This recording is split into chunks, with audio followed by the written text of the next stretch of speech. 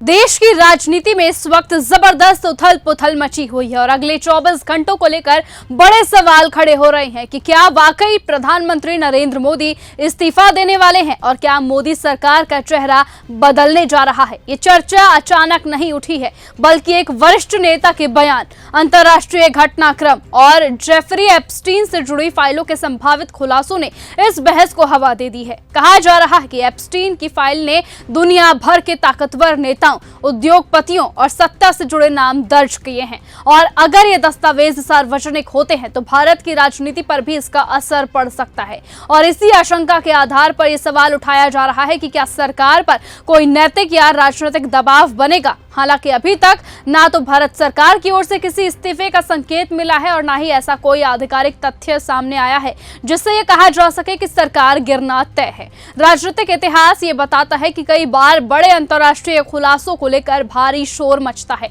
लेकिन अंतिम समय पर या तो जानकारियां सीमित रह जाती है या फिर उनका सीधा असर सरकारों पर नहीं पड़ता। विपक्ष का यह दावा है कि 19 तारीख के बाद सब कुछ बदल जाएगा और सरकार की अंदरूनी सच्चाई सामने आ सकती है।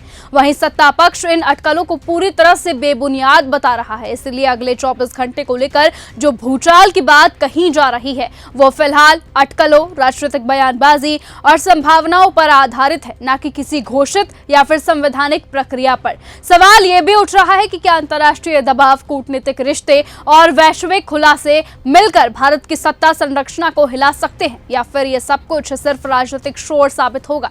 इतिहास ये गवाह है कि कई बार आखिरी वक्त पर बड़े खुलासे रुक जाते हैं और कई बार वही खुलासे सत्ता की नींव तक हिला देते हैं। इसीलिए अब सबकी नजरें अगले 24 घंटे पर टिकी है कि क्या वाकई देश में कोई बड़ा राजनीतिक भूचाल आएगा या फिर ये पूरा मामला केवल अटकलों और बयानबाजी तक सीमित रह जाएगा। देखना होगा कि क्या आप सचमुच अगले 24 घंटे में मोदी सरकार गिर जाएगी। क्या प्रधानमंत्री मोदी को अपना इस्तीफा सभी के सामने सौंपना पड़ेगा। इसलिए जो भी होगा देखना दिलचस्प होगा। फिलहाल आज की इस खबर में सिर्फ इतना ही। देखते रहिए और बने रहिए न्यूज गंगा के साथ ही बताएं कि क्या सचमुच मोदी सरकार को गिरा देना चाहिए। अपनी राय कमेंट में जरूर लिखेगा। नमस्कार।